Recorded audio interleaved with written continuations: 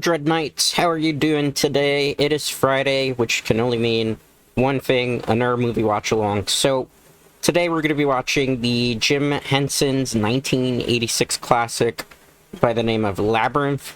This is a film that's quite interesting. People have many different interpretations on the film.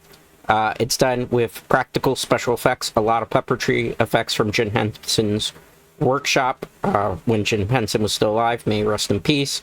Another interesting tidbit about this movie is the Goblin King, who is the main villain of the movie, is played by the late David Bowe, and one of the main characters of the film is played by Jennifer Connely, who most people, probably the most recent thing she's done is the girlfriend, I believe, in the new Top Gun movie.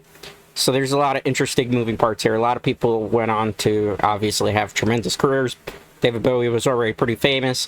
This movie, when it originally came out in the movie theaters, I wasn't really, around that time period, so to speak. Pretty much was considered a box office flop.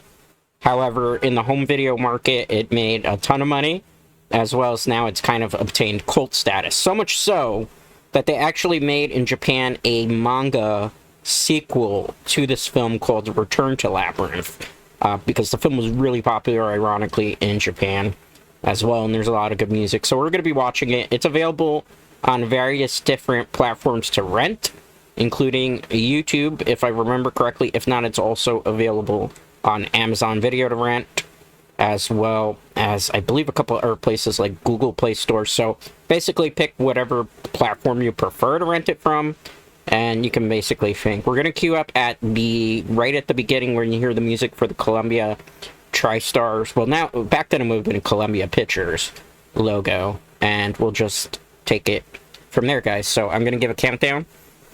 The movie's like an hour and 40 minutes or so, so we'll give a countdown from 10. 10, 9, 8, 7, 6, 5, 4, 3, 2, 1. Press play. Let's go. Right, so we got the infamous Columbia Pictures horse running through the logo. It turns into a Pegasus. It was like TriStar back then, right? Yeah, TriStar Pictures, because it wasn't even owned by Columbia yet. That's how old this film is. Alright, what do we got here? Henson Associates, Inc. and Lucasfilm Ltd. That's right, Lucasfilm was part of that. A Jim Henson film. You see something flying in the background? What is it? Looks like an owl? Yeah, it's like an owl. Very cool one. David Bowie. I'm pretty sure some of you are familiar with his music career. We've got the owls creating the credits. Jennifer Connely. This owl's going to town here. Labyrinth. Now, this movie's very 80s, just so everybody knows. So, it's going to be an interesting experience for some of you who might not be familiar with 80s culture. And it is a musical, so it's actually the first film we've ever done that's a musical on the channel. Principal characters performed by David Goels, Steve Whitmer. All these people are very important people in the Jim Henson workshop. Karen Prell, Ron Mick, Kevin Clash. That's actually kind of a cool name. Shari Weiser, Brian Henson, which I believe was Jim Henson's brother, Anthony Asbury, and Frank Oz, who most people know played Yoda in Star Wars.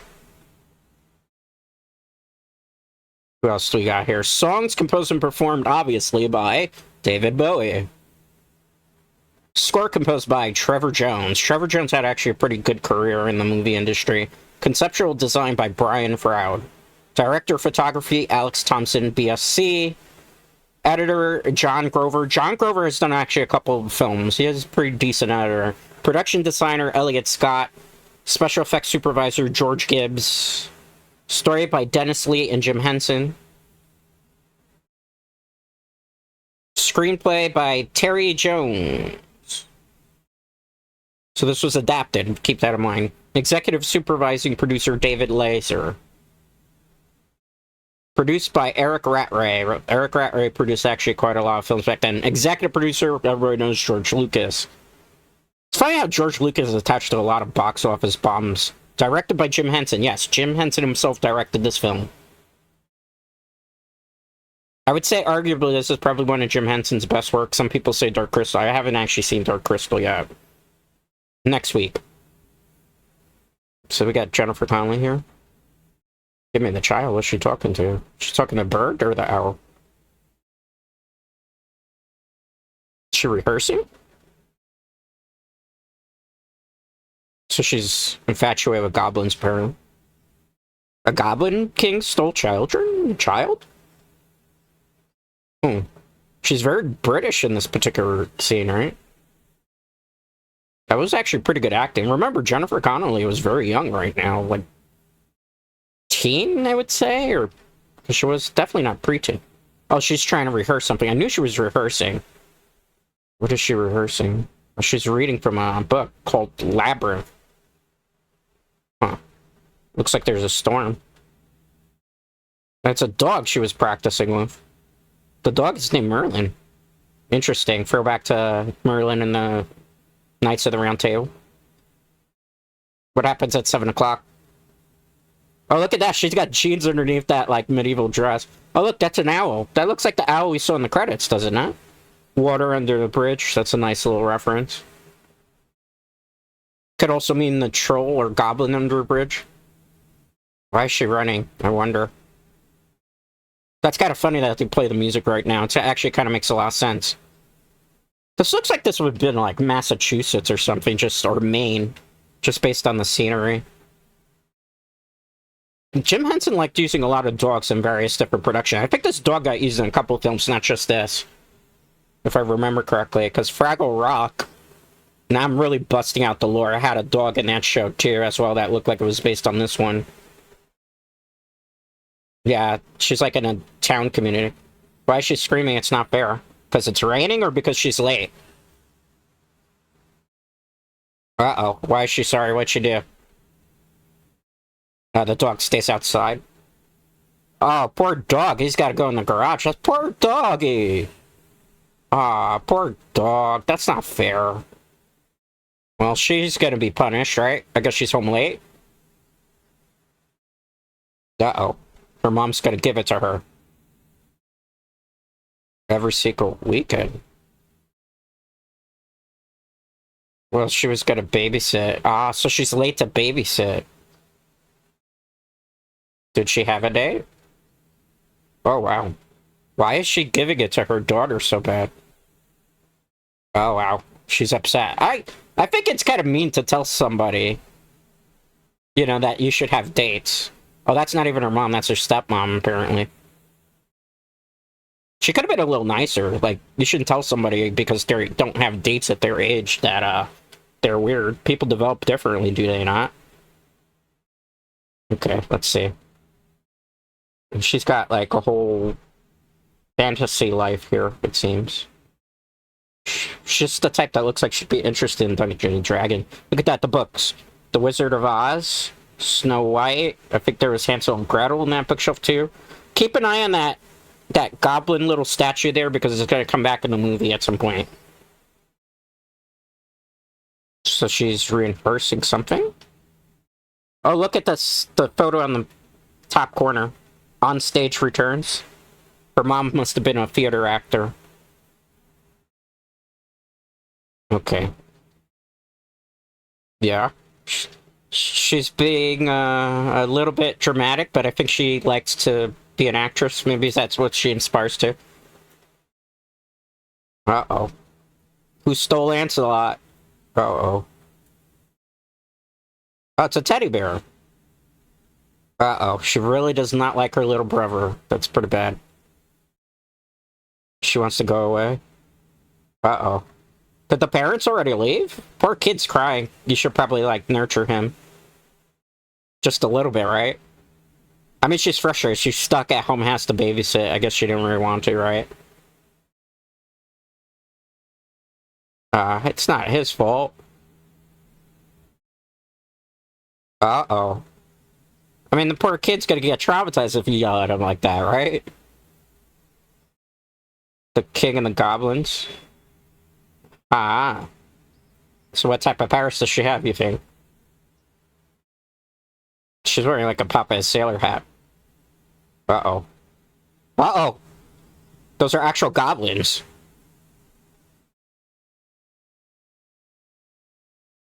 She's either a storyteller or an actress in this film, I wonder.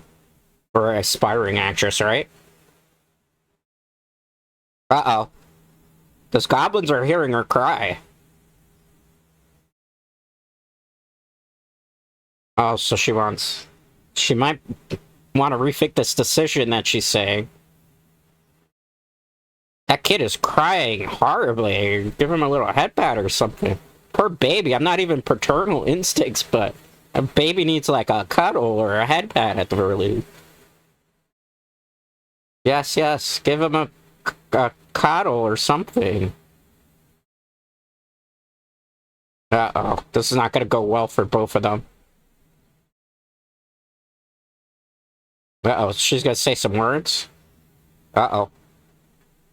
What's she going to say? Oh, look at all these different goblins here. There's like at least 18 puppets on the screen right now. Uh-oh. She's summoning the Goblin King? That's probably not going to be a good idea. Uh-oh. She didn't say the words right? Uh-oh. Well, I guess they can't take the kid. Movie over already? Uh-oh. Poor Toby. Toby don't know any better.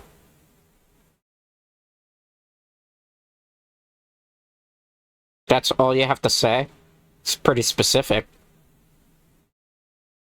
Uh-oh. That's not good. That guy. He's a little, not sharp of a knife, I suppose you could say. Not the sharpest knife in the drawer. Poor kid, she threw him down pretty rough. Like, a little bit of consoling? Something? Child Welfare Services would actually come right about now and, like, shut this operation down, I suppose. Uh-oh. They didn't even give him a bottle or a pacifier, just was like, nah, fuck you, kid. Like, seriously, wow. Uh-oh. Could this be perhaps the consequences of her actions coming back to bite her in the ass? Perhaps, perhaps? Oh, see? Life comes at you really fast when you're mean. The kid is gone, and the lights aren't working. That's a bad sign. Why aren't you crying? It's pretty obvious. You see from here he's not in his crib. Notice the music? Right now it's very unsettling, tension, a lot of ambient sounds that are creepy. Look at the lighting too. The lighting's really good because that kind of simulates that the moonlight is coming through the window. Uh-oh. That is probably not a kid in there. At least not anymore. And if it is a kid, that kid is, goblin-fied? Let's see. She's got to be brave right now, right? Better look in there. What's in there? Are we gonna get jump scared? Seems like a jump scare right about now. There's nothing there. But look at the owl. Remember the owl from the beginning of the movie that was watching over? Uh-oh. Did you see that? There were actual goblins in the house running around. Uh-oh. How many of them are there? There's at least 4 in the room, I count. Maybe 6, 7, 8. It's like Jim Henson for this movie. It's like, how many puppets do we need? We need, like, 25 for this scene. The owl's flapping around crazy, too. What's gonna happen? Well, the owl came inside. Harry Potter's owl before Harry Potter existed, apparently. Uh-oh. Look at that. Is that owl turning into David Bowie? Yeah, David Bowie's gonna have 80s hair in this film. This is from the 80s. How does she know that he's the Goblin King? He hasn't even said anything. You didn't mean it. You did say you did. Uh-oh. It's just like, how does she know all this information? I wonder. She had like a book that was called The Labyrinth. Oh. Wow, he's just Tiger, like, it's your opportunity to get out of this situation. What type of gift did he bring her? A crystal ball? What is he gonna do? Dreams, so she can see the dreams, or, Is he, like, low-key kind of, like, making a deal with the devil right now, it seems like, right? He's kind of acting like the devil. David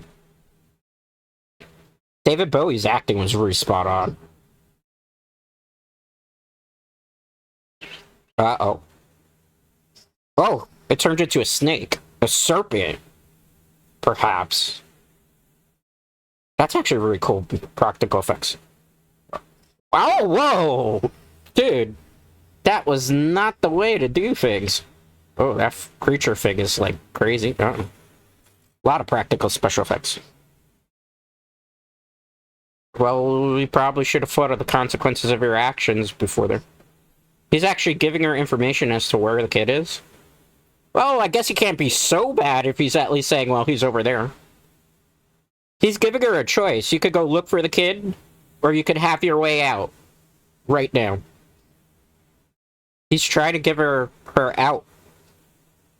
Oh, wow. Well, that's gonna be, a long situation then.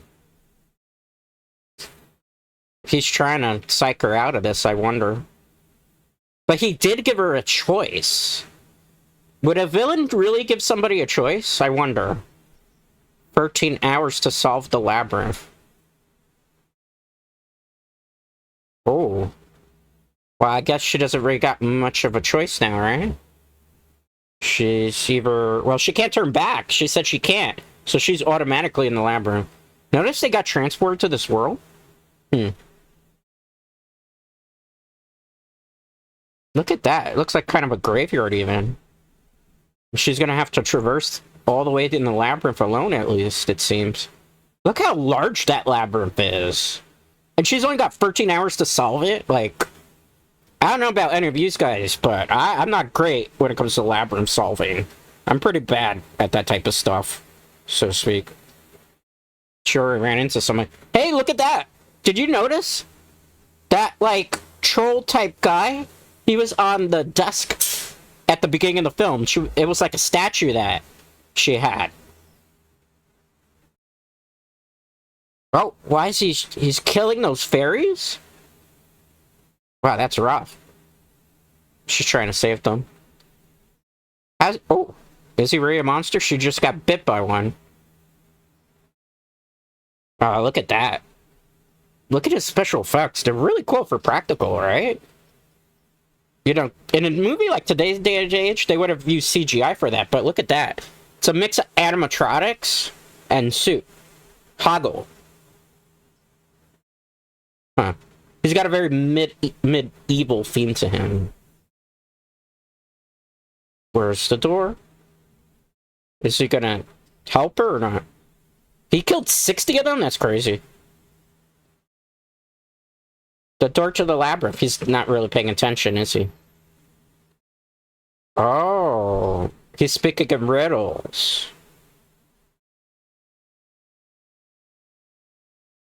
He's trying to teach her manners, I think. Was he like the gatekeeper of the labyrinth? Because he managed to open the door just by pointing at it.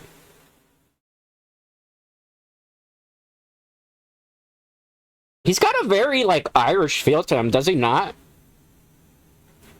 Hoggle kind of reminds me of somebody that'd say, like, top of the morning to you, lassie. Well, she's going in. She's brave for her age, right? Look at this. It really, truly is a labyrinth. Notice the sound design for this film, too. Like, it's just eerie and unsettling, but there's, like, a little bit of mystique to the actual labyrinth itself. Like, there's just that majestic feel. Oh, jump scare. Why is he going in with her? Well, she doesn't really know, would she? Well, like, that's a labyrinth for you, right? You have to pick the direction. You can go either way. Hmm.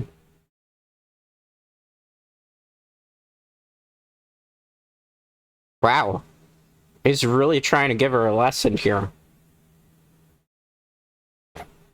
Well, I mean, if she used breadcrumbs or something, she would maybe be able to find a way.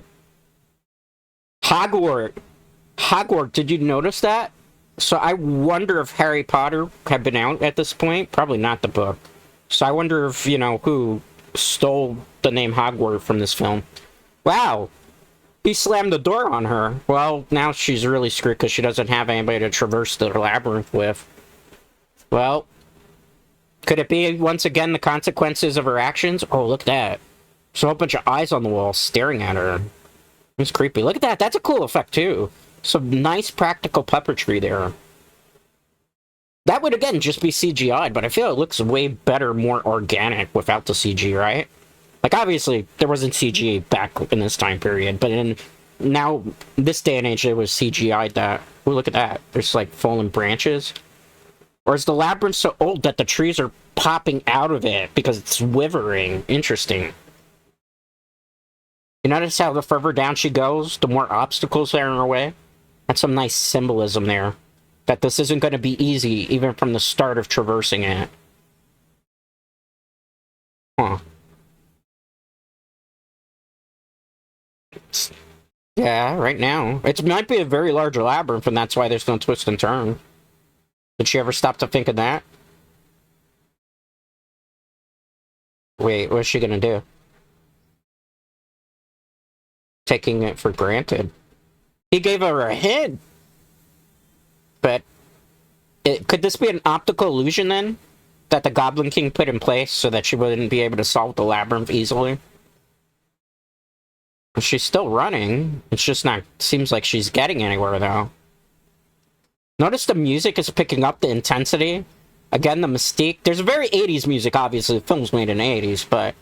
Some nice, like, synth piano there, too. Look at that. You notice how the ground is getting more unleveled and damaged and withered? There's more obstacles again as she continues to try to traverse it. Uh-oh. I think she's getting frustrated. Okay, I think maybe she's a little past the point of frustration here. Look at those eyes. Maybe those eyes could give you a hint. Wait, did those just talk to her? Oh, look at that. It's a little caterpillar. I think it's a caterpillar, at least. Hello. Hello, he said. I guess he's a worm. A hairy worm. Well, yeah, he could probably just get in the hole there and get through the middle of it. How's she gonna be able to come inside?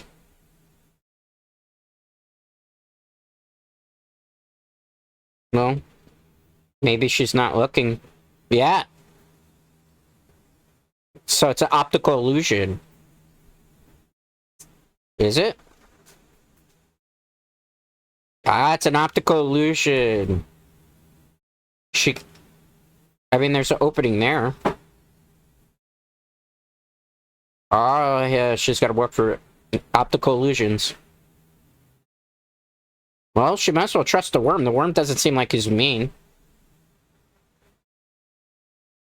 Ah. Literally. Hoggle gave her clues from the very beginning of the labyrinth, and she wasn't paying attention to what he was trying to tell her indirectly. She was able to get through. Wrong way. Why not that way? What's that way? Why?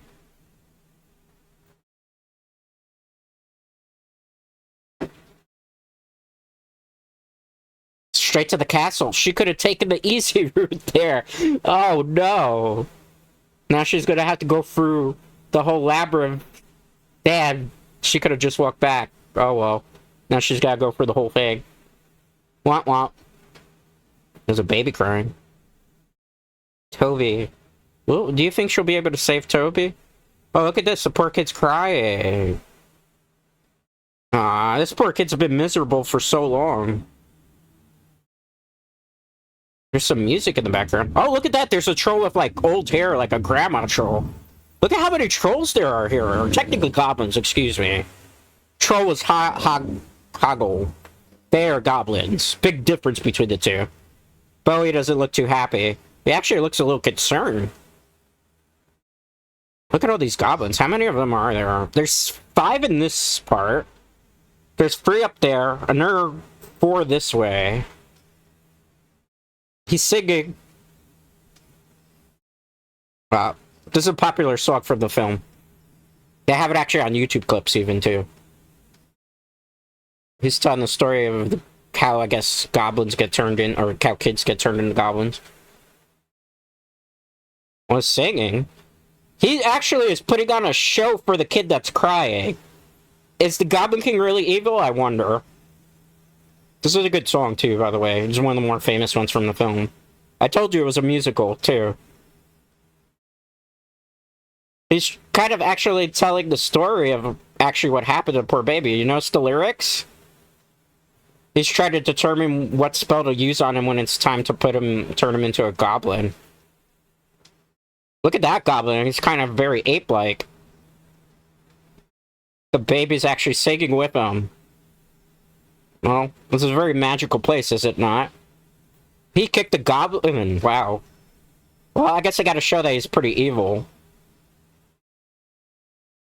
Notice, look at how many puppets are on screen. There's at least 35 in that scene alone. All of them are blinking. All of them have their own mouth animations. All of them have their own body movements. That's not a very easy feat. That scene alone would have cost a big chunk of change. Oh, she's smart. She's using the lipstick to mark where she's going. What the? Oh, he's changing the tiles.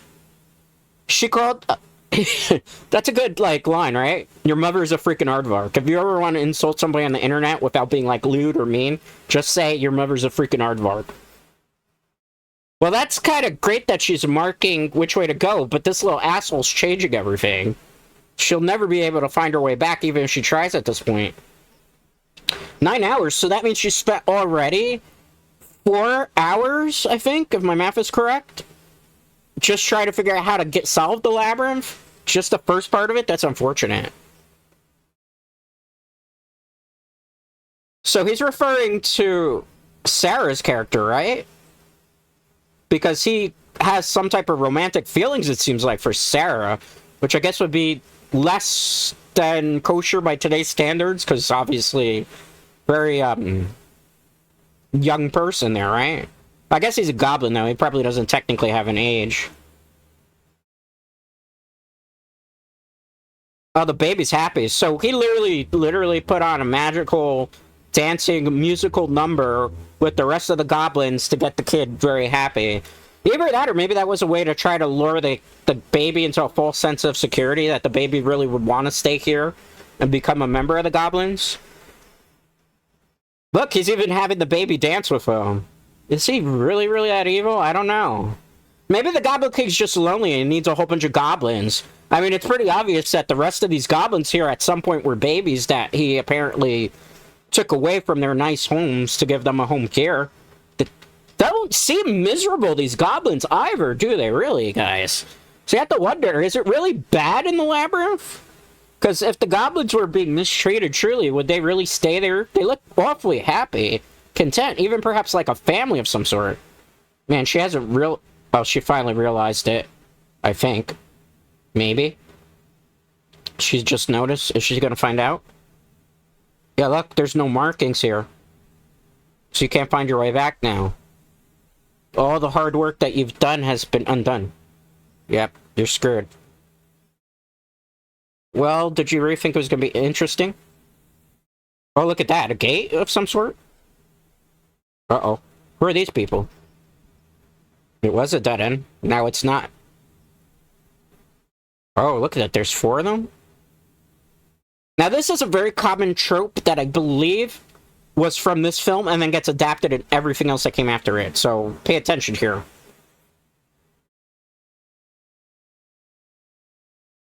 Certain death. Uh-oh. So she has to choose a path now. Choose her destiny. Why can't they tell you? How do they not know? They do. Uh-oh. So what do these two guys have to do? Why? Ask one of us. There's rules? So here's the popular trope that's used after this film came out. One person tells the truth, the other one tells lies, but you can't tell the difference between who tells the truth and who tells the lie. This is used in Cartoon Network cartoons. It's been used in popular TV shows. It's been used in other movies. So pay close attention, because I can never really figure out this part.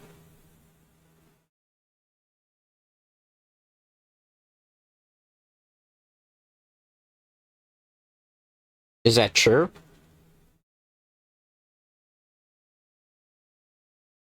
See, this is where the tongue twisters are. Yeah, see? Ah.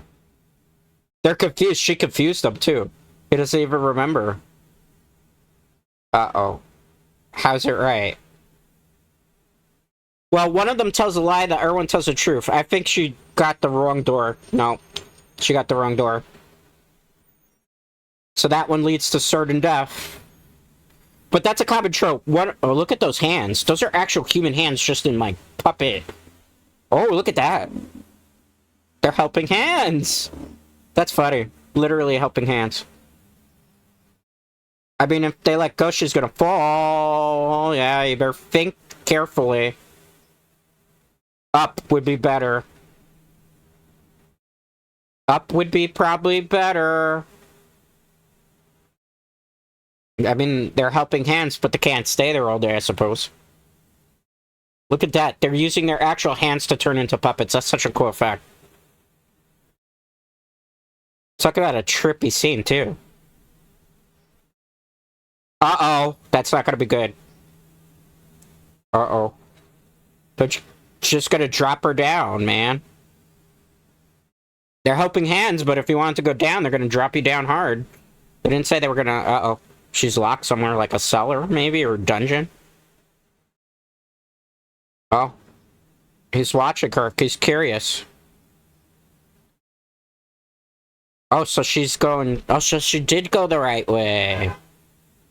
Because if she went the wrong way, he wouldn't be saying that, would he? Oh, oh, so she did go the wrong way. Oh, that's unfortunate. So she did take the wrong way. But she got pretty far up until that point, which kind of frightened the Goblin King. Hey, Toggle. What is he doing there?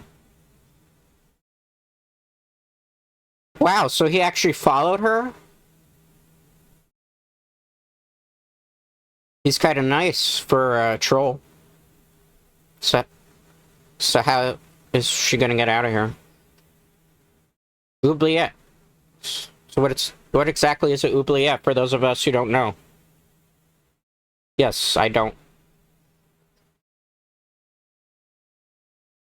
So it's a dungeon, basically. I guess it's French for dungeon, maybe? Anybody know in chat? Oh, look at the green candle. By the way, you notice this green candle that's burning?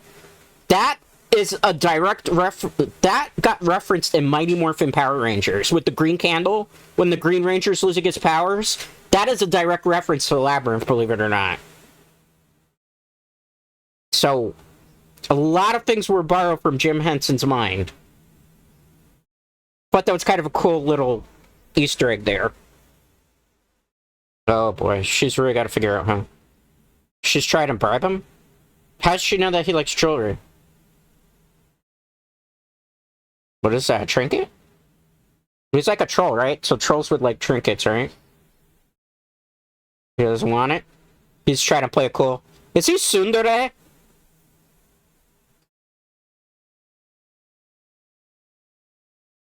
Well, yeah, but now you made a deal.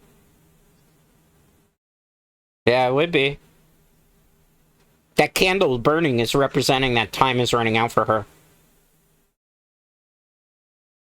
It's a bracelet. He doesn't know plastic? Hmm. Okay. Is she about to get swindled, though? How do you know you can trust him? He likes trinkets, though. What is he gonna do now? Did he throw He was able to open a door? Oh. It's like a closet. It's like a magical door that leads you anywhere, I suppose? I guess you're supposed to open the other way? Ah, there it is. So she's gonna get out of there, thanks to his help. Notice how the candle ran out? Time ran out there, I suppose. So now where do they go? Don't go on. Wow, look at that. We have some, like, rock walls. Not the way. Why? What's... They should be careful. Now that Beware, Beware is actually used in a Disney ride. I don't think it's no longer there. It was like the Norwegian ride that talked about Viking Norn Epcot Center. Well, poor guy's doing his job. Wow, he's got to do his job. We got some comedy here, too. Wow, he's a dramatic actor. Notice the orb? Look at the orb falling on the ground. That's not good. That means the Goblin King's around. Uh-oh. Who's this? It's like a traitor of some sort. Uh-oh, it's the Goblin King. Yeah, it was the Goblin King. Uh-oh. He's angry at him. Is he a goblin himself? Hoggle. Maybe, maybe not. Oh, wow. Look at David Bowie's outfit. He's, apparently well endowed, as we can all tell here. We might have been very excited for this scene. Oh, he was gonna trick her. Uh-oh. He's gonna be in trouble for that. Is he actually a goblin or a troll? I always thought he was a troll. Hoggle. Nobody even knows his damn name. Poor guy. Oh, he's gonna send him. Oh, he said Your Majesty, so he's actually a goblin. He's not a troll. Oh, he got kicked in the guts. Okay, maybe the Goblin King isn't as nice as we thought. It's a piece of cake. She's trying to play it cool. Uh-oh. Up in the stakes. Uh-oh. He's fast-forwarding time? She probably shouldn't have talked so big. Uh-oh. Poor her. He's not happy. What other slices you gotta give her? We threw the orb. Oh! What is that? It's a drill. Okay. So, here's a little bit of context to this drill, too. This drill that you see here that's coming down this tunnel, this was used also in, believe it or not, Batman, which one is it? Batman Arkham Knight. When you're doing the Batmobile scenes, and you have, like, the Arkham Knight's, like, drill scenes in the tunnels of Gotham City, it is based off the design of this drill, believe it or not. So, that's another little interesting tidbit. So, a lot of things kind of borrowed from here. This drill thing, this drill was also used in a different movie, too. What was it? I think Total Recall has something very similar to this as well, if I recall correctly. You notice how it's powered by goblins there? So, whew. Was that really a piece of cake? Maybe, maybe not. It's funny I was able to manifest those goblins with the drill just by throwing an orb. So there's a ladder. Yeah, he doesn't know. But why would he lie? To the king of the king of the goblins, right? Goblin King. I don't think he would. That's a good point. She doesn't really have much of a choice. It's either stay down there and get crushed to death by things that she doesn't even know, or So what's his position? Oh, he's a coward. He has no stake. Oh, he doesn't want to take any sides. That's right. Well, what is it? It's stenchy, I guess, right? Well, it probably smells really bad, I suppose. You never get that smell out of you, probably? Ooh, nobody wants to smell bad for the rest of their life. That's bad. Alright, so it looks like they managed to get out, but it looks like from this point in, she's at the beginning again, right? So he quit. Why did she get mad, though? Like, he did take her back. How did he cheat her? Oh, is she gonna steal something? Oh, she stole the jewels. That poor guy's got no choice now. He's gonna have to work with her. She's playing by his rules now.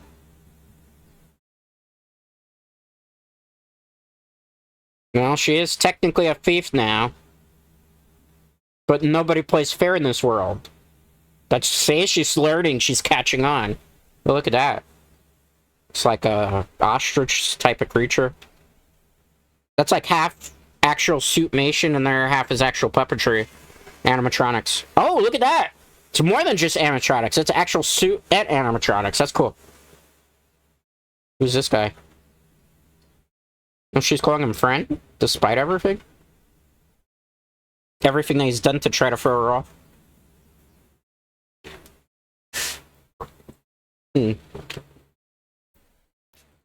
I don't think she can trust anybody, really, with the information as to how to get to the center. Ah. So the brain, the bird is the operations. The brain. Look at this, he looks very gnome-like. The way forward is sometimes the way back. Well, sometimes you have to start at the beginning to be able to take a new perspective on things, right? Sometimes you gotta start from scratch. I suppose that makes sense. That bird is quite a chatty bird. Maybe. That bird likes to interrupt him. He's trying to give her sage-like advice. That's a good message. Sometimes it feels like you're not getting anywhere, but you are actually getting somewhere. You're just growing as an individual. That's the message I think he was trying to tell her. He fell asleep. Oh, he wants money for more information. Well, they were yours, now they're her property. Was she gonna give up the ring? Ah, poor her. She gave up her jewelry for that. Look at Hoggle. Hoggle's very upset about that. He did tell you technically something. I don't think he really ripped her off. Because he just said sometimes you have to start from the beginning. Uh-oh, Hoggle's catching some type of feels, I suppose. Hoggle's probably never had a friend, right? Look at that. It's like a knight running around aimlessly, probably trying to solve it. Yeah, see? He's catching feels. Uh-oh. Some friend, he was ready to abandon her.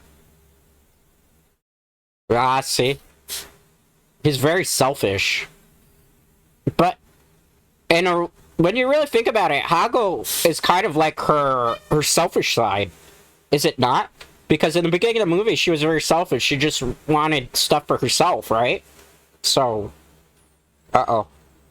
Hear something growling. What is that? Oh, look. That poor creature. It's being tortured, or it's strung up. Poor thing. Those things are poking it with what? Like spears? Oh, that sucks. Oh, they're like piranha-type creature things. Poor thing. The big thing is actually being victimized here. Oh, look at that. She manifested a rock? Just by asking for it? Interesting. She should probably throw it, I suppose. Oh! His head went completely backwards there. Well, was that going to throw them completely off? Perhaps? Oh. Wow, one pebble? That's all it took is one pebble? Well, I know pebbles are pretty strong. I've heard that before. Don't underestimate the power of pebbles. Oh, crap. Oh, crap, look at this. They all got their heads backwards, so... has she thwarted them? I think so. They can't even see where they're going. Oh, they're getting bited in the ass. That's funny. That's kind of cool puppet effects there, too. I like the fact that this movie mixes a lot of suitmation, animatronics, and just regular puppetry together with live action. It's nice. Oh. She did save you. Good point, good point. Why would you be mean to somebody that's trying to help you, right? Shouldn't be mean to them. Oh, look at that. He's just a lovable Hulk-type creature. What was his name? Ludo. Okay, I thought it was Rudo. Rudo would have mean bad boy. And I think it's Spanish? Something like that. Oh, I guess she's gonna help him, right? He is a very charming, loving beast, apparently. Oh, that's not the nicest way to let him down, though. He's probably hurt badly after that. Oh. Ludo? Is he okay? Look at that. A big guy in a suit with animatronics for the face. Oh, see? Friend. Well, remember, Sarah at the beginning of the film really didn't have any friends. Either, right? She was just out in the yard with the dog. Huh. Is he gonna slay her, or is he gonna be nice to her, I wonder? Wow. He's taking a liking to her. He's not gonna hurt her. She needs to get to the labyrinth. Does he know? I wonder. He's not too sure, probably. He doesn't know. Poor guy. Is he gonna join her? Uh-oh. He's by himself again. He's having a conscience again? Well, where's she gonna go now? I mean, she's gotta team up with him, I suppose. Oh, the doors just randomly spawn. Maybe because she did a good act of kindness? So there's two doors here. Well... Oh, look at that. They talk. More puppetry effects. Is this another one tells the truth, one tells a lie type of trope? Let's see. Take that out of his mouth. What's he gonna say? He's gonna hold that.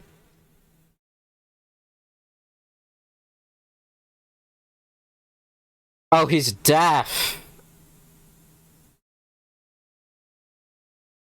Oh, so it's hear no evil and speak no evil. He can't hear because of the you notice the knob is attached to his ears. And his was covering his mouth.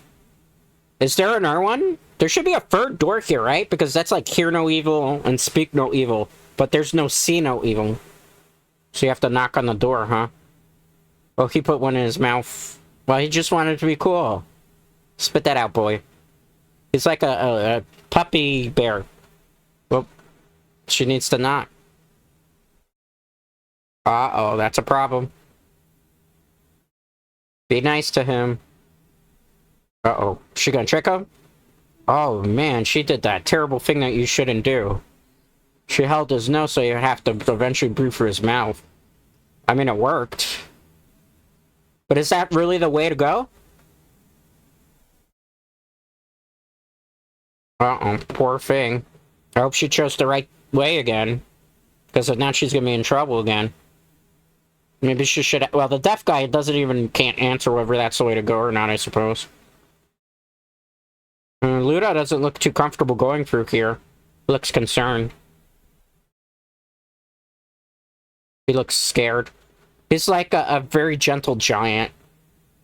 Meanwhile, back at the castle. Look at that, they're playing with, like, toys. Uh-oh. Is he calling the Goblin King Dada already? It looks like he takes good care of them, though. Even the goblins he's taking mostly good care of. Was he gonna turn him into, like, a goblin prince of some sort, maybe? Because he's taking a fond liking to Toby. But he seems like he cares for most of his goblins. Except for Hoggle. Hoggle seems like he was a failed experiment, perhaps. Ludo's very scared. Why, though? He's a gentle giant indeed. Well, hey, big people can be scared of things too, right? I mean, I'll give you a think. I'm afraid of bees. Uh-oh. He fell. Why did he fall? It seems like Sarah's just choosing wrong directions at every twist and turn. Where did he go? He just kind of sunk into the floor. Is she gonna leave him behind? That would suck. What happened to Ludo? Is he going back for her after he said he wasn't going to? She called to him. Wow, that quickly he did it? Uh-oh, he's in trouble again. Uh-oh. He better think of a good lie.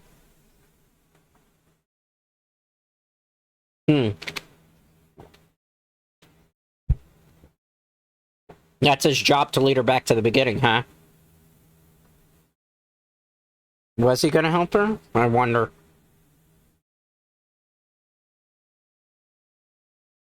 Wow. Freaking David Bowe, the Goblin King, is really having into it. I wonder why he doesn't like Hoggle out of all of them. Maybe because Hoggle's the oldest one has kind of gotten smart to the whole operation here with the Labyrinth. Oh, yeah, his jewels are missing. Uh-oh, he's gonna be in real trouble now. Yeah, he should do that, probably. Uh-oh. What happened? He has a better plan now? So what's the plan?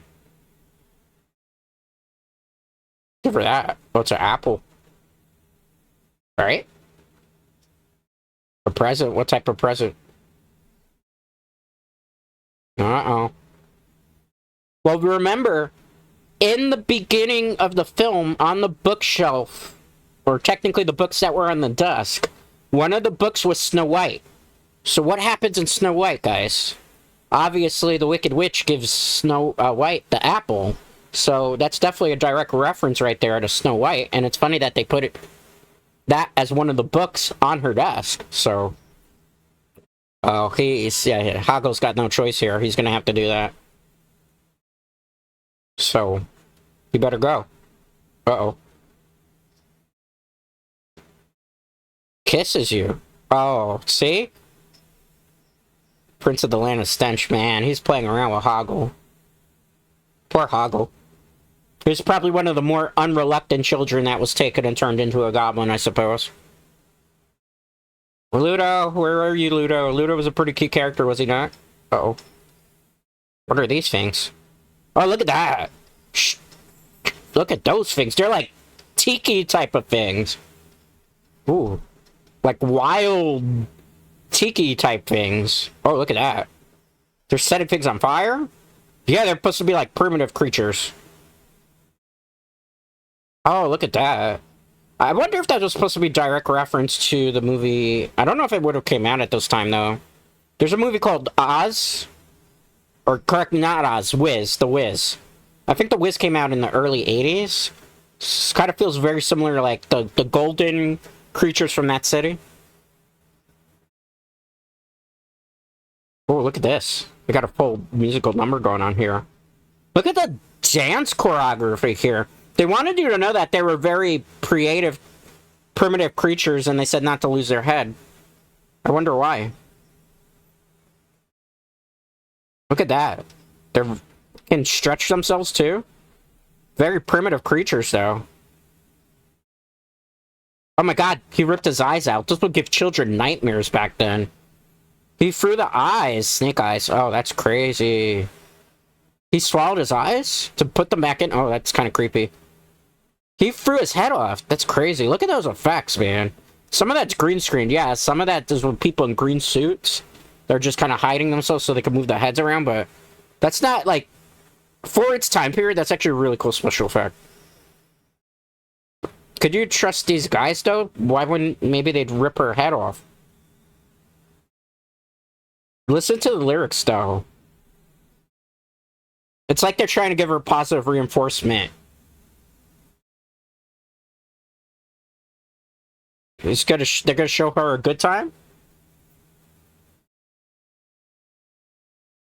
Oh boy. Well, they did a good job of entertaining her. That's for certain. But are they dangerous? That's what I wonder.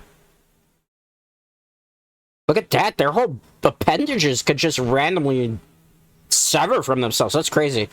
Oh, they're not friendly. They're definitely not friendly. They were just luring her in with song and dance so they could try to rip her head off. That's crazy. Oh, no. Be careful here. Better be careful here. Uh-oh. They're gonna try to rip it off. Yeah, see, they weren't the nicest of creatures. Looks can be deceiving here, guys. Oh, she just ripped off all their heads, though. I mean, that's probably the best way to stop them, right?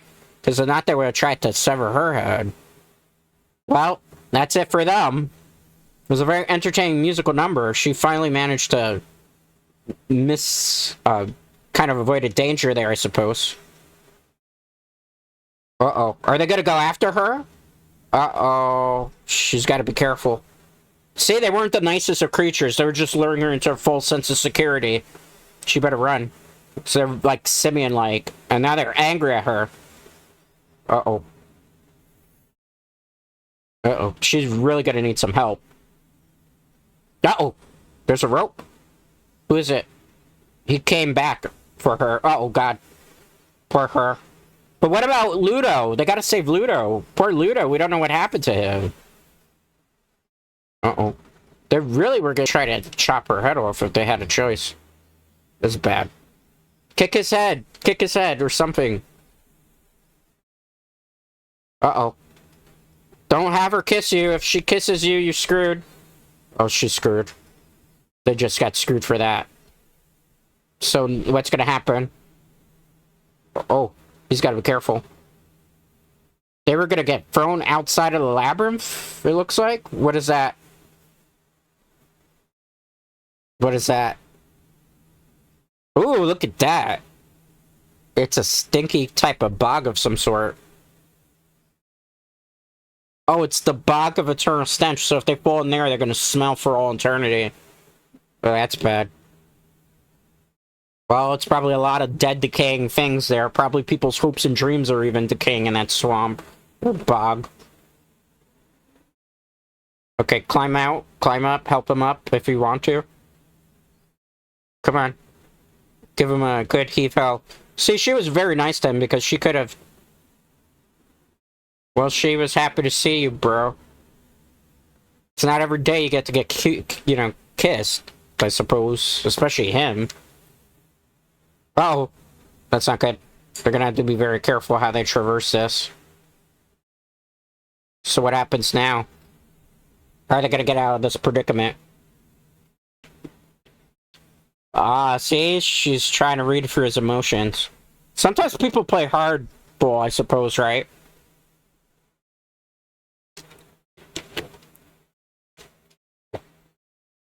Is he gonna drop that? Uh-oh. He's gonna fall. He's gonna fall. Oh. Hey, it's Ludo! How did Ludo get there? Well, they're reunited finally, but now they're in this stinky bog. Hago's getting crushed to death. Get up, Ludo, get up. Even though Hago kind of deserves to get crushed right now, I suppose. Yeah, he is a friend, I suppose. Well, he likes to be a friend, I suppose.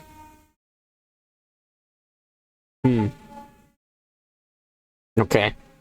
Ooh, stinky, stinky. They're really close to the bog. Did they step in it yet?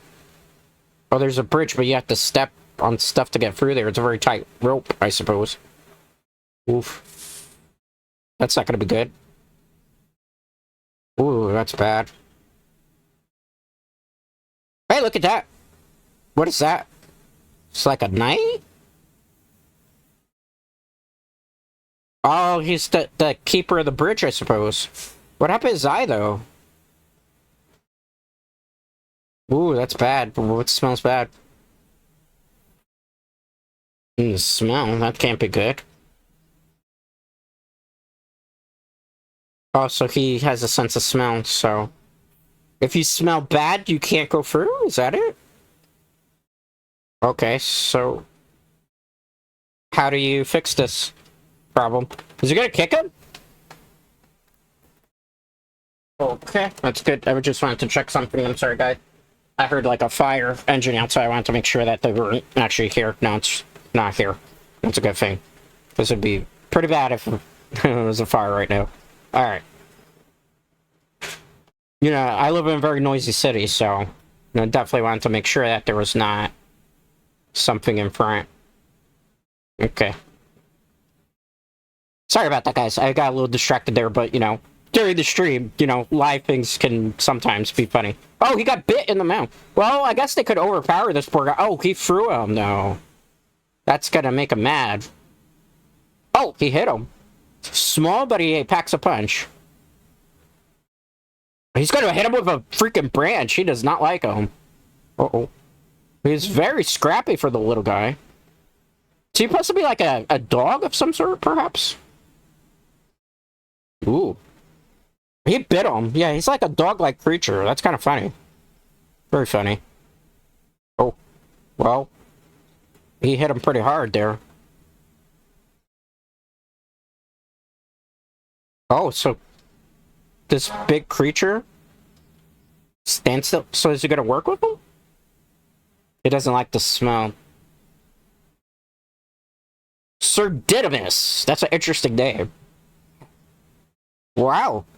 So they're gonna team up together? They became best buds? They really did. They became best buds because they matched each other evenly in battle. Wasn't that kind of cute? Sir Ludo, you see? He made a friend. Uh-oh. What's Sacred Vow? Oh. And what's that oath? Yeah, it smells bad. Okay, so what's the logic behind this oath?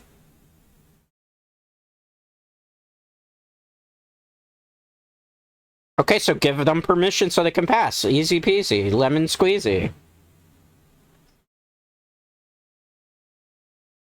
He never thought about that? It's the easiest riddle to solve, right? Yes. See? So they got permission. He should join them on their quest to try to solve the labyrinth, I suppose. 1,000-year bridge that you're hitting is not a good idea. Oh boy. That was the consequences of your actions. Oh boy. Now. Solid enough. Yeah, it's 1,000 years, man. That knight really didn't help there. Sir Didymus, you kind of made a blunder. How are you going to save her, though? There's not really anything... How's he going to help her? What is he screaming? Oh, he controls rocks! Remember earlier in the movie where the the little pebbles started coming around? He can control rocks. That's kind of cool, right? That's a very handy power for him to have. Who knew he had that power to control rocks? But if she stepped on stuff that was affected by the Bog of Eternal Stench, wouldn't her boots be stinky for the rest of them? Rocks are his friends. Do you know what it kind of reminds me of? Do you remember a movie by the name of The Neverending Story? With the rock golem guy? I forget his name.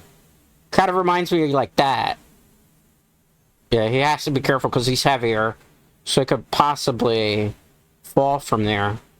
Okay, he seems to be doing pretty good. He's gonna follow them? He's gonna join their quest?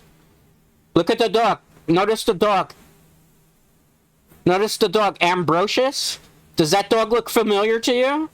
It's the dog from the beginning of the film. So it's a dog riding a dog, ironically. That's funny.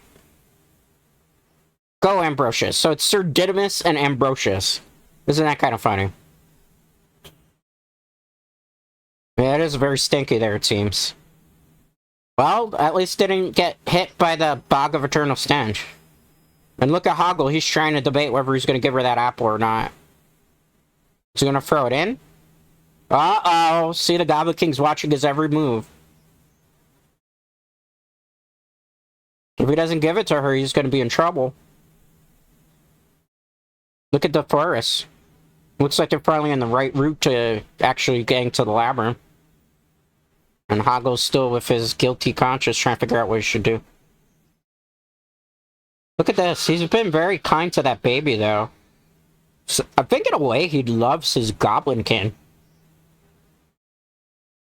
He's trying to gaslight Toby into thinking about it. Uh-oh. He really wants Toby to stay. I wonder why he's so attached to Toby, of all things. Maybe because he knows Sarah would probably never join him here. So if Toby is there, at least he has a part of Sarah there. Or something that's related to Sarah. Berries, they're hungry. I don't know if you would want to eat something right now. Uh-oh. Right out of Snow White right now. Mm-mm. Mm-mm. She bit it. That's bad. That's not gonna go good. Well, all it did was take one bite.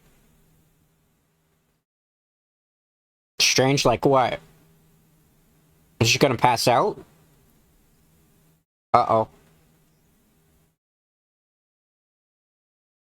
He's upset. He didn't want to do it, but he did it anyway.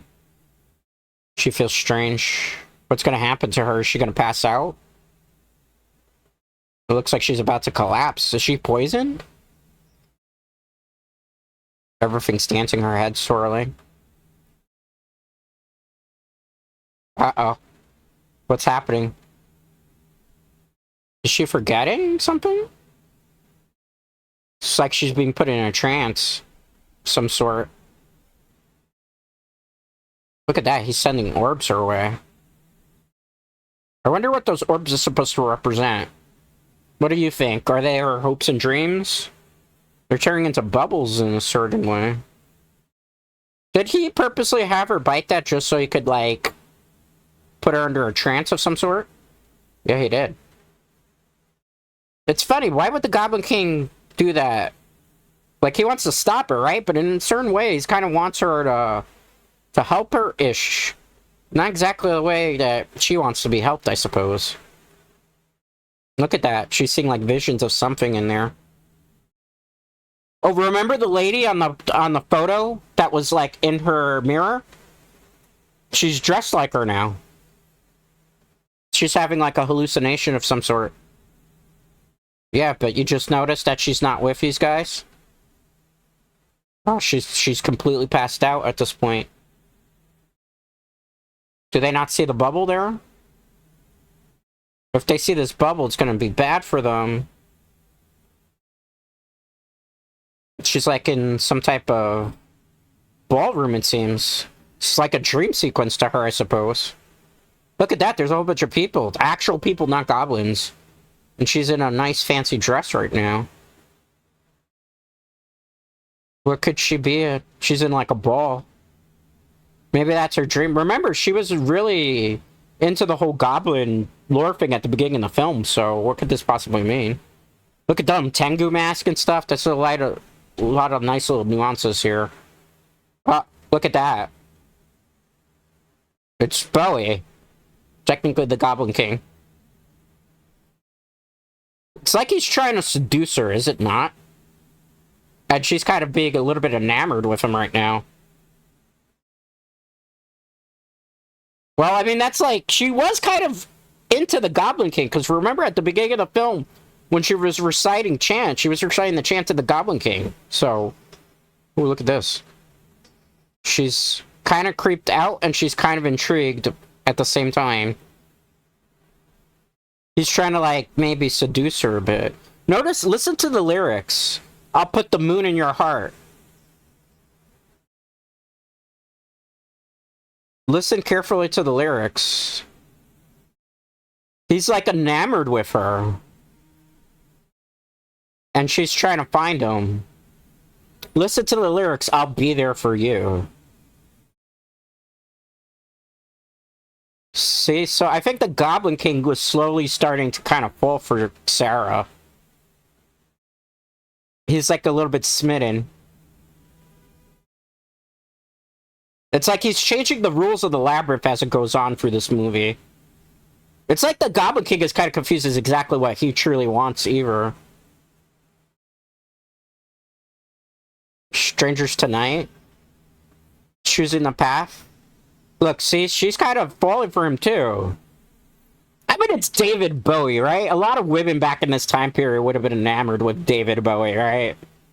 Like, his hairstyle back then would have been like peak hair dude. And I mean, the guy could sing too, right? So, you know, who wouldn't want him to be sung by David Bowie, I suppose? Look, now he's singing to her directly. I'll be there for you. As the world holds down on you. See, he knows that she's kind of don't like her life right now because obviously she's unhappy with certain things. And he's like, I'll be there for you as the world holds down. He cares about her, I think. But at the same time, he's got a duty to this labyrinth, I suppose. Uh-oh. And he's wasting her time. Notice, look at the time period. She's realizing that she doesn't have a lot of time left. Uh-oh. Look at that. She's breaking away. She realizes that she can't stay. Even though she's kind of started to really like him, I suppose, a little bit. She's got to get through there somehow. Oh, look at that. A chalice? No, she's going to take the chair. Oh, she broke through. So it looks like she broke through an illusion there that he was trying to seduce her with the power of illusions. Look at this. What a trippy sequence here. Where's she going to fall, though? She fell into, like, garbage? Who threw her in the garbage? That's really rough, man. And look at Hoggle. He has a conscience. He really actually considered Sarah a friend.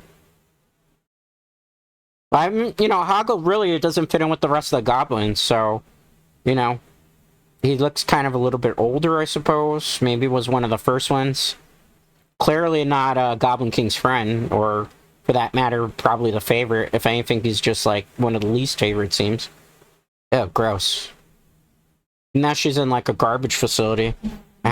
Oh, what's that? The garbage literally came to life? Oh, no, it's a little lady. Ooh, look at that. That's a nice puppetry effect there with animatronics. Uh-oh. She probably don't know, man. Wow, how's that woman able to carry all that junk? Oh, she lost some of her memories in the process. Oh, that's not good. So the apple caused her memory loss. Lancelot. She was looking for a teddy bear? No, she wasn't. Uh-oh. What's she gonna do? I don't trust this garbage lady. Anything else? Hey, don't get lured in there, Sarah. Stranger danger is real. Don't look in there. Uh-oh. Looks exactly like her room. Uh-oh. She's gonna think she's back home now and that was all a bad dream, perhaps. That's not good. What's gonna happen? If you hear a fire engine in the background, I'm sorry. There's like a fire in the area, so people are coming through, not directly here. Just there's been a lot of engines, so I apologize. See, now Sarah thinks it's a dream.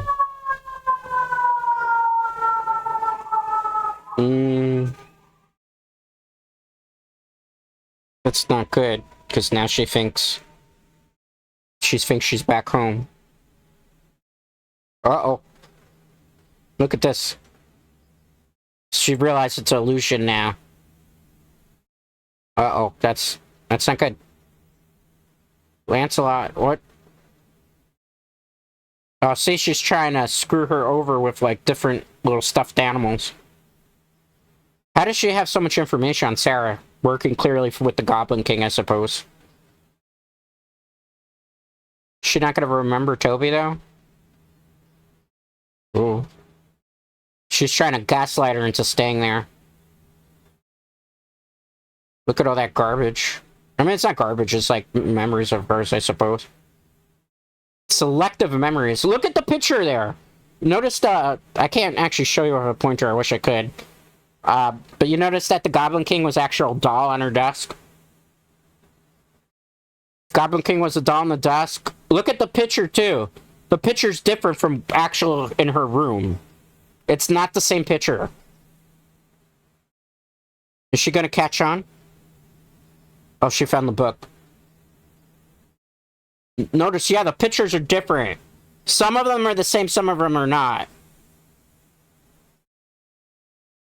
Well, she's reading the book. She's gotta remember, I suppose. To the castle. She's remembering. She's remembering. She's remembering it. Yep. Now she knows it's all illusion here. I think Sarah is slowly growing up in this film as well. Uh-oh. She tore down the illusion. She's gotta go save Toby, yeah. Get out of there. Run, Sarah, run. Run, Sarah. Oh, they went to save her. Good job. Good job. Good job, Sir Didymus and Bluto. Excuse me, sorry. Yeah, they saved her, like true knights of the royal table that they don't actually have. Oh, see, they got to a Goblin City almost, even despite all the times that they got distracted. Yeah, they better make a play to save her, or save Toby, excuse me. Look at Hoggle. Hoggle's got to make a decision here. Are you gonna help her or are you not? Are you gonna man up or not? Are you gonna go against the Goblin King or not? Are you gonna find your bravery for your only friend that didn't have to be your friend? If you wake up the guard, you're gonna have to fight them all. That's not a very smart. Uh-oh. Sir Didymus, calm your biscuits down. Yes. No, you can't fight now. Sometimes you can't fight. Sometimes you can't fight. Sometimes you have to be more smart about this. Sometimes you have to quietly go through, man. Oh, boy. I mean, Sir Didymus is, not very wise for a knight, I suppose. Uh-oh. What type of trouble? Did they lure them technically into the trap? I think so. Feels like it. Oh, look at that! What is that? They're gates? Was it an trap? Oh, look at that! The gate is forming into... Is that a knight? Some type of knight golem thing? Uh-oh. Notice Sir Didymus's eyes turned red? So he's like ready to squirt with that. Uh-oh, that's bad. How are they gonna fight that thing? They don't even have a lot of space to work with. Ooh. Well, it's super slow, so if they don't wait for it to pick up the giant fucking axe, they could do something, I suppose. Look at the eyes moving around, shifting. That's kind of an interesting special effect. Ooh, look at that. They used the puppet there for the dog in that particular scene. Ambrosius is out of here, like, nah, son, I'm out. Uh-oh. I think their only hope is to lead that suit into those spikes if possible. But how are they gonna do that? Ambrosius is not gonna fuck with that. Nah. No way. No, the dog is scared. Look at that. That dog was actually puppet in that particular scene there. The lighting in this film is pretty good too, considering this was done all on set. Oh shit. Almost got cut by that. Hoggle! Hoggle's actually going to do something here. Look at that. Tiny little guy in there. Tiny little goblin. Hoggle actually saving the day. Oh, he's gonna throw him out. Well, he's strangling him. Hoggle's going against the Goblin King. Wow. Good job, Hoggle. He actually finally came to his senses. Was like, I'm gonna help my only friend. Ooh. That... So what's it gonna do with this big suit? Is it gonna use it? All those years that he spent in Labyrinth, he doesn't know how to operate that type of machinery. You might want to not use it. And still, Sir Didymus is trying to talk to freaking Ambrosius, try to get it to come to its senses. Man, I don't think I would have Hoggle using this machine. This doesn't seem quite experienced. I think he broke it even. Man, they could have used that actually to fight the Goblin King, but he made it get damaged. It's gonna blow up? Oh, that's bad. He broke it. They could have used that to their advantage. Oh, he's still trying to play it cool. He said it. He's telling the truth, though. See? He wants to be her friend, though. Well, forgiveness is a very powerful thing, is it not, guys? See? He's actually getting some confidence. Oh, see? He's got a friend with Ludo, too. She's gonna give him the stuff back. She's gonna help her now. He's gonna actually... Yeah, he's gonna work with them, guys. That's good. He finally became a true member of the group. It only took him almost the whole entire movie. But, I mean, he didn't really have much of a choice, right? Because the Goblin King was pretty much being very forceful to the decisions. Oh, stray cat. It was a black cat, too. That's very unlucky. So now they were, like, in the Goblin Village, it looks like. Notice how the camera is slowly moving around to give you that unsettling feeling, as well as the sound design. To know that this is, like, getting close and approaching the final battle, so to speak. Yeah, what about it? Well, the Goblin King wasn't even expecting her to get there. So, they're getting ready for the final confrontation. Now the goblins are actually going to have to fight. Take the baby and hide him. And he really was liking the baby. You noticed how he was cuddling Toby and being so sweet and paternal to him?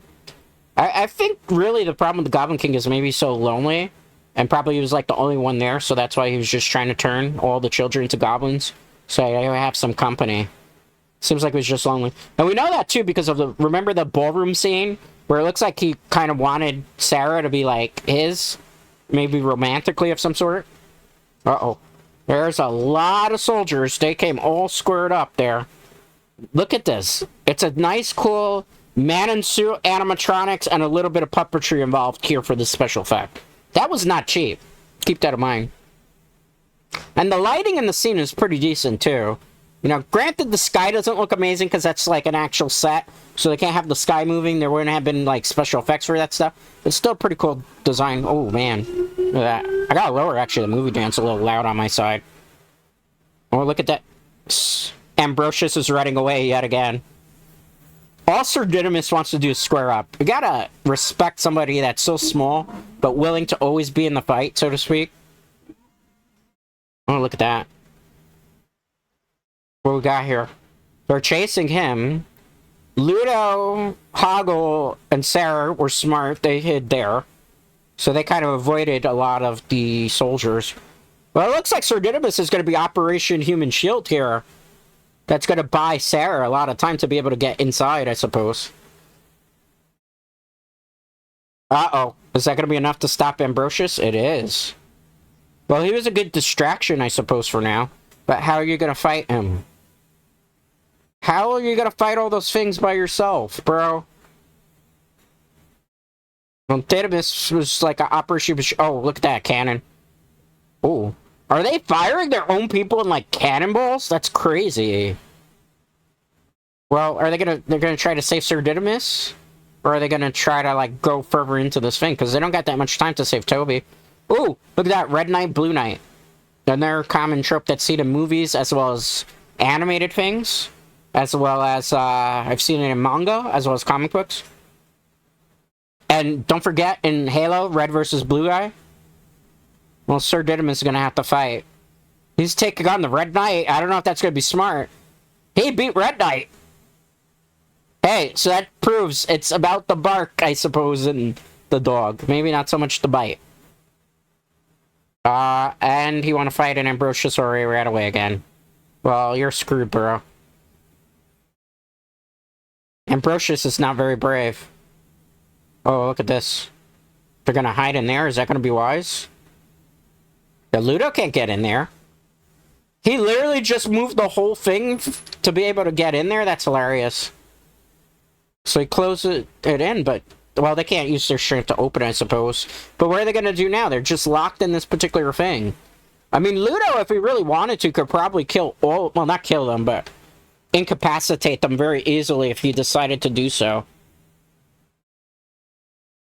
Ludo's gonna have to be brave here.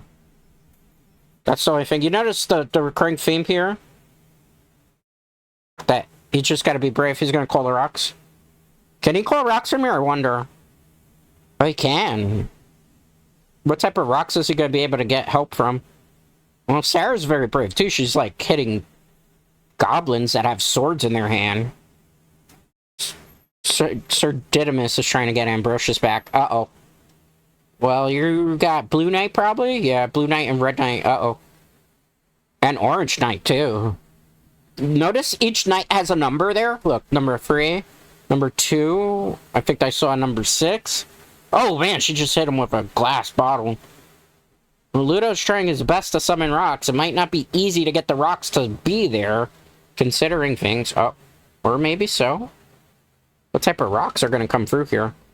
Oh, he's summoning like a whole avalanche of boulders, it looks like. Look at that. He summoned a whole avalanche, kind of.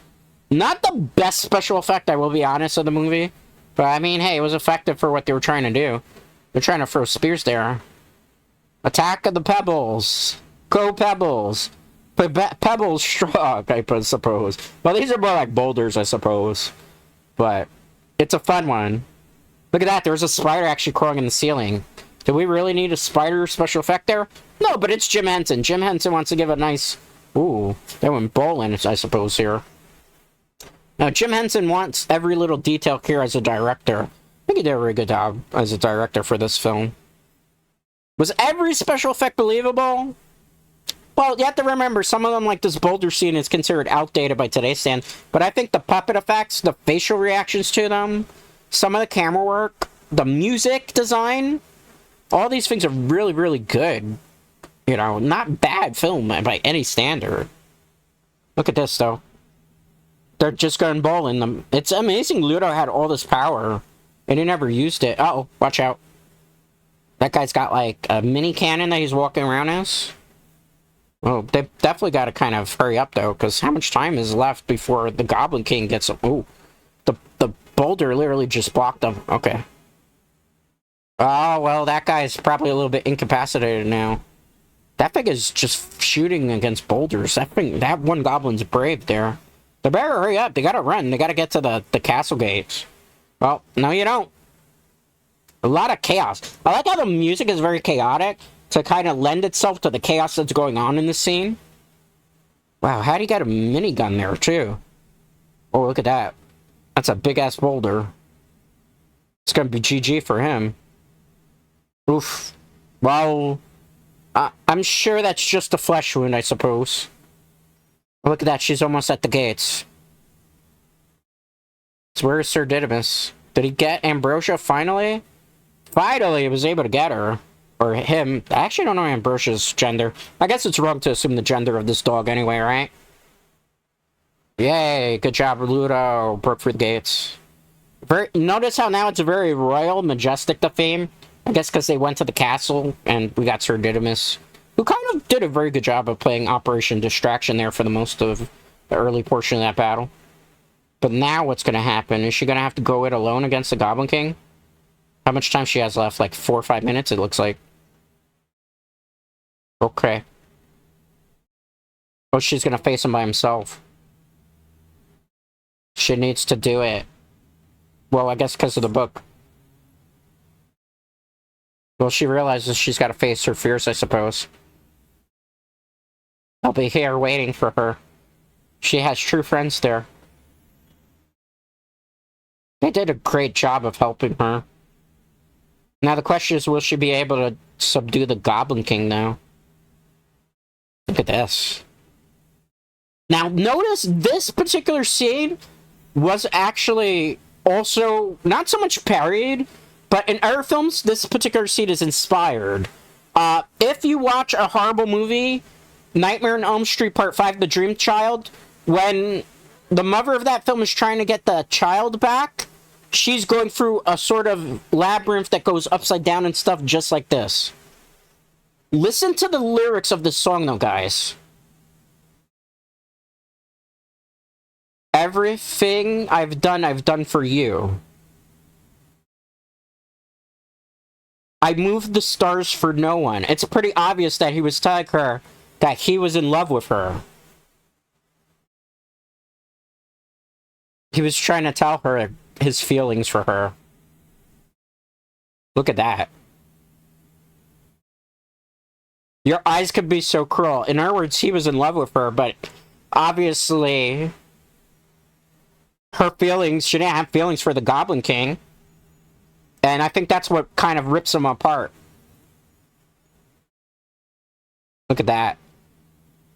I think he knew that Sarah would never join him. So at least if he could have her brother, he'd have a part of her there. Look at this song. He's not angry at her, he's heartbroken. Look at that, he looks...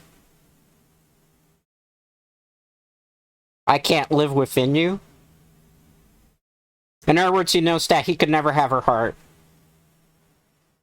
And look at the baby, Toby's starting to crawl away from him.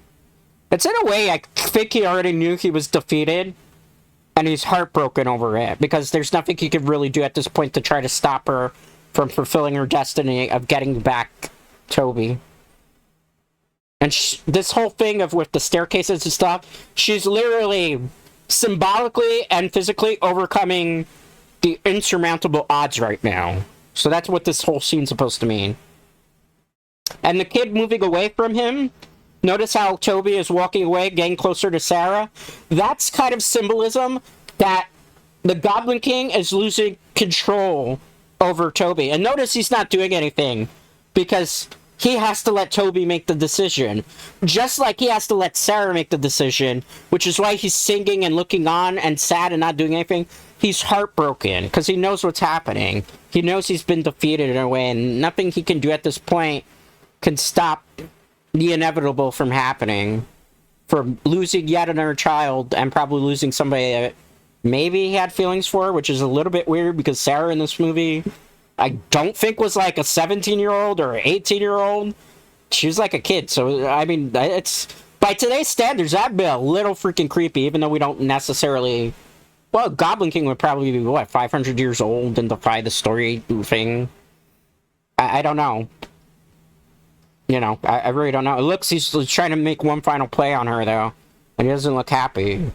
He was heartbroken, now he looks angry. Look at how he's dressed. He's dressed like the owl. He wants to be cruel to her.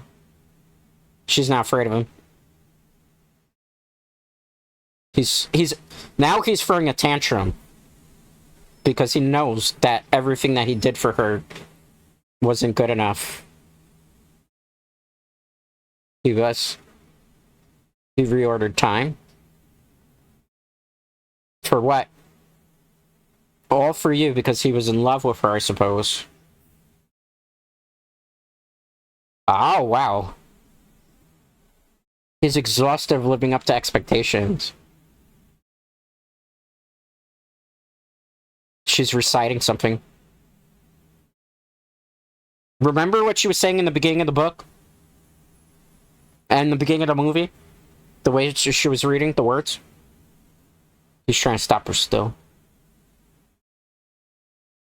He's trying to deceive her still. He's still trying to give her the world that she can't have, supposedly. She's not interested. She's not falling for anything. Just let me rule you.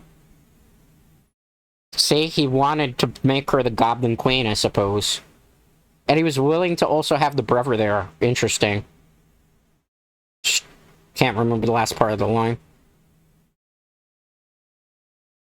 Fear me, love me. He wants her to be subordinate to him, so he can be subordinate to her. Interesting. Very, very interesting sentiment there. He was really, really enamored with her. See? That's all it took. Right as the clock struck 13, he's been defeated. He knows it's over at that point. Keep in mind, David Bowie was dressed as the owl in that particular scene too, so it makes sense. Look what's going to happen here. I think it's a really cool effect what happens now. Look at that. The Goblin King is losing his form. But what form, what shape is he going to take next? Look, he reverted back to the owl. The same owl that was at the beginning of the movie. The same owl that did the credit sequence. And the same owl that's flying away. And notice, look at it. The clock now is 12. As opposed to it was the 13th hour, which is symbolism that it was the final confrontation. The 13th hour, as it's been referred to in books and stuff. Look at this, she's running. Is Toby there now, though? Sarah truly has come of age. Look at Toby. Toby's waking up. So Toby was sleeping. So now the question is... I'll present this question to all of you because people have different interpretations of this film, which is really fascinating. I have my own interpretation as well. I'll share it with you once we get to the end credits. But looks like all is well in the world now.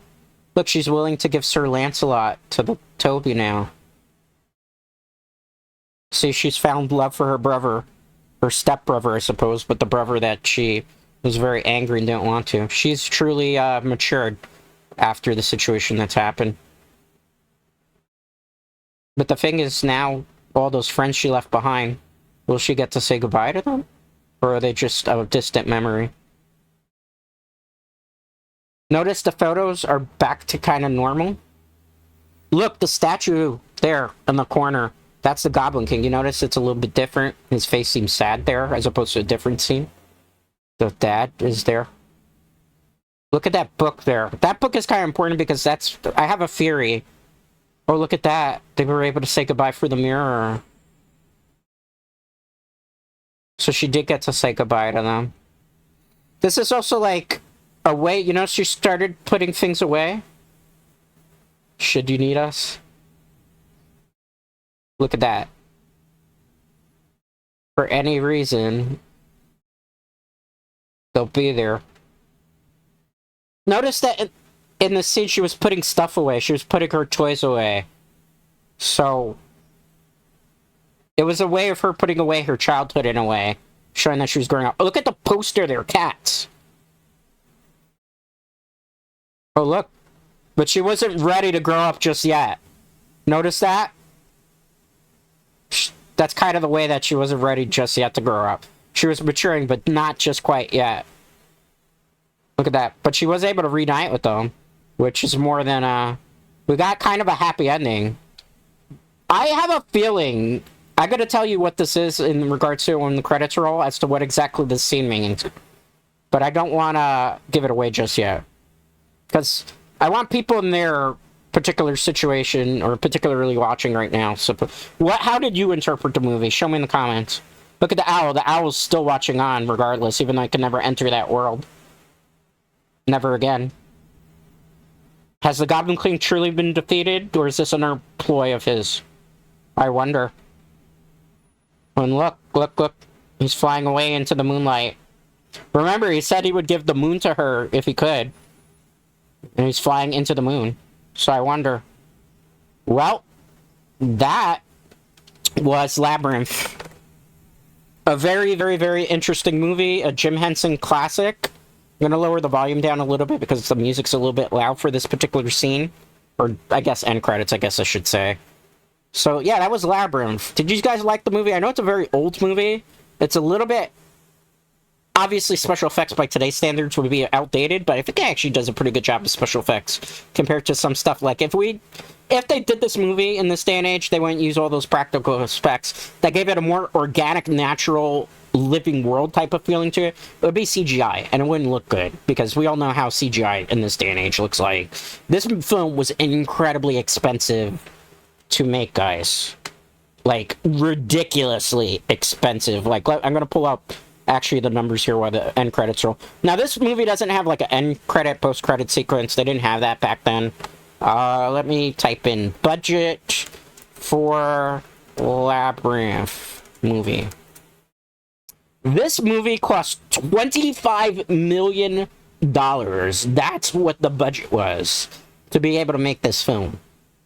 And just as a little bit of leeway here, the movie only made 12.9 in the box office. So by that standard, it was considered a commercial flop. Ironically, though, the movie with audiences years and years later became much, much higher. It sits to this day in Rotten Tomatoes with the fan scores at 77%. Metacritic, not so kind, 50%. But IMDb, which is a pretty good judge, 7.3. So I think the movie's really good. I think it tells a really good story. Obviously, it's a children's movie. Sometimes people judge children movies a little too harshly when it's supposed to. Now, as for the way the movie, I would interpret it, I think everything that happened in this film had to do with the book, right? So we saw the book at the beginning of the film called Labyrinth, right? If you notice, that book wasn't like an actual novel, but was a book that Sarah was writing. If you look closely, in the book, she has handwriting. It's her own handwriting. So she was writing the book, writing the story of Labyrinth. So my interpretation of this film is Toby goes to sleep, and then Sarah went to sleep as well, and fell asleep. And everything that happens in Labyrinth, this whole movie, is a dream to her. When she finally, forsakes the Goblin King, it's the end of the dream. And remember, she wakes up because she wants to see Toby, and then Toby wakes up. So maybe they were interlinked dreams even, per se. And then we also have to keep in mind that the dad knocking Sarah. So, and then there's our part at the end with that particular part where we'll always be there for you if you need us. And she says, I do need you. And then she kind of runs back and they're all there in the room. So I think what this is that Sarah was writing a story. The Labyrinth story itself. And maybe it was finished, maybe it wasn't. Because remember, she can't remember the words, right? Maybe because she hasn't written the words yet. So she has that dream and she finally gets the vision, the inspiration for the ending to this story, which is that she's gonna forsake the Goblin King, but to be able to remain with her friends. And yeah, remember, Sarah is young in this thing. So I think there's also some hidden metaphor that when she starts to put things away in the room, remember, she starts to put the book away. That's symbolism that the story is finished. She's finally finished the story. She started to put dolls away in that room. That was symbolism that maybe she was slowly getting ready to grow up. And then remember, when she says, I still do need you, and she runs back and jumps into the loving arms of the friends that she's made and the world that she's created, she's not ready to grow up just yet because she's still a very young child. And that's my interpretation of the movie. Another thing that I would like to point out is every character in this film is an emotion of Sarah, right? So Hoggle in particular is an emotion of Sarah's selfishness. Because remember, Sarah starts out very early in the film very selfish. She doesn't want to babysit the brother. She doesn't want to really be there. She's angry at her mom because she feels nobody is, understands her. It's all about me, right? And what was Hoggle in the movie for a lot of the film? All about Hoggle. All about protecting Hoggle and what Hoggle wants and what would make Hoggle's life better. So that's Sarah's selfishness manifested. Then we have Ludo, where Ludo is trying to be kind and gentle, but is a little bit afraid, right? So I feel like that's Sarah's, I don't want to say scaredy cat nature, but her feelings of being scared. Remember, she's a child, and maybe she doesn't know how she's going to finish the story, and that's manifesting her scaredy catness. But notice Ludo, through the movie, starts getting brave. Around the same time that Sarah is slowly becoming brave in the labyrinth. She's not afraid anymore. She's not really asking people per se for help. She's kind of taking the initiative. So that's Sarah's scared feeling. And then, remember, we meet last, it's Sir Idamus and Ambrosia. Ambrosia is just a metaphor for her dog. I forget the name at the beginning of the movie. Maybe it was Ambrosia. I didn't really pick up on it. I forget what the name of the dog was. But Sir Idamus is basically Sarah's emotion of courage, right? Because she's running into things head on, right? Just like Sir Idamus is, without really throwing any caution to the wind, up until the point of remembering the battle at the beginning of the door scene there, where she's telling Sir Idamus that we have to be quiet, we have to think smart. That's showing Sarah. Those three emotions linked with Sarah as a character is showing Sarah growing up. She started out the movie as a very selfish character, and being a bit scared when the Goblin King showed up and stole the brother, to eventually becoming brave and learning to make smart decisions in order to save her brother. So that's basically my interpretation of the movie, that she had a dream, and she was finishing the story that she had written within the dream, and found out not only the ending, but found a way to kind of mature as a human being, as a girl, but then realized towards the end of it, she wasn't just yet ready to be an adult. So that's my interpretation. There's many other interpretations of it. I'm definitely open to hearing them. We could probably do a whole psych class literally on this, guys, but we don't have the time for it as of yet. But that was Labyrinth. The reason I watched this movie, believe it or not, is this is a movie that it was my sister's favorite film. And don't you dare, any of you in chat, Axe is my sister single, because I will punch you in the face for asking those type of questions. But yeah, this was my sister's favorite movie when she was growing up. Obviously, my sister's a little bit older than me by a decent amount. She's not super old, though, keep that in mind. But so she liked watching this movie growing up because my sister actually used to babysit me so that my mom could go to work. So I feel like some of the film actually she identified with as she was growing up, which is why it was a very favorite movie of hers. Now, even when it's still on TV, she'll watch it from time to time because she really does like this movie. So my sister used to show this movie quite a bit to me when I was, a little chibi dread. And it was kind of funny because, you know what, there's a lot of symbolism. And when I was growing up, I did enjoy watching this movie from time to time. Not the way that she did, though. My sister was like a hardcore Labyrinth fan. And she'll probably still attest to this day, that she's still a hardcore. Like, whenever it's on, she will watch it. But yeah, so my sister had a lot to do with it. As well as I know one other person I believe is a fan of it as well. Now, here's an interesting thing. If you are curious about the story to Labyrinth, believe it or not, Labyrinth was incredibly popular in Japan. Although it was a box office bomb and flop here in the US domestic box offices, it actually did very well in Japan, because Japan liked these type of special effects and this mystical thing. So in Japan, they actually made a continuation to this movie, Labyrinth, in manga form called Return to Labyrinth, and it's like a 4-part graphic novel, and it's a very interesting and continues the story. And I don't actually know much about the story because I've never read it personally, but I believe Sarah has to return back to the Labyrinth because Toby goes back as an adult as well, and they have to face the Goblin King once more. So I haven't seen it, I haven't read it. It's available. Oh man, let me bring this up on the computer real quick for you guys in case you're interested. Let's see, Return to Labyrinth. I don't know if the books are actually still in print, though. Keep that in mind, because this series came out a long-ass time at this point. So the original run of Return to Labyrinth was in 2006 to 2010. It's a 4-volume manga. It was adapted, obviously, from the film. It was done by Chris Lay, who's the illustrator. Jake T. Forbes comes back, actually, to do story. All 4 volumes were drawn by Koyu Shure. It was published by Tokyo Pop. Let's see. I don't know if this is still available to buy. I'm gonna, if I can, check Amazon for you guys in case you're really interested. Let's see. The Return to Labyrinth books are no longer in print, unfortunately.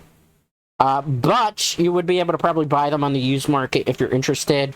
I don't advocate piracy of any nature necessarily, but I'm pretty sure if you looked hard enough, you could probably find the digital scans of this too.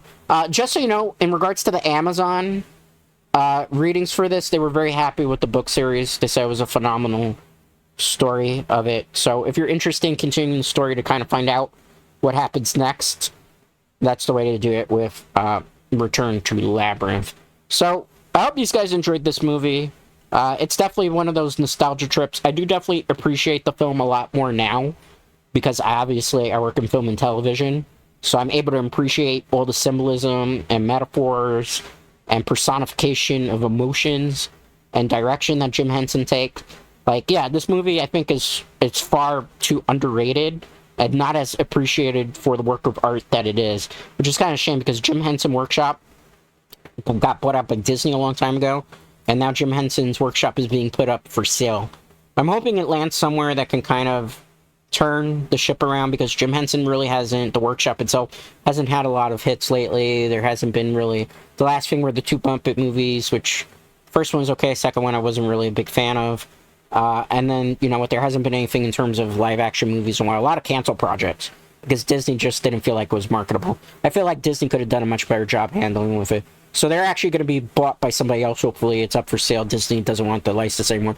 Hopefully we can find somebody that actually is willing to buy it. Maybe, I did hear there was also a rumor that they wanted to remake Labyrinth, or like do kind of a sequel of Lady Gaga as the Goblin King. I don't know how I'd feel about that. I'm not saying she's a bad actress. She's a great actress, but I don't know how I'd feel about remaking this movie, because I feel like this is something, or even just try to continue the movie, even if it's like a soft sequel.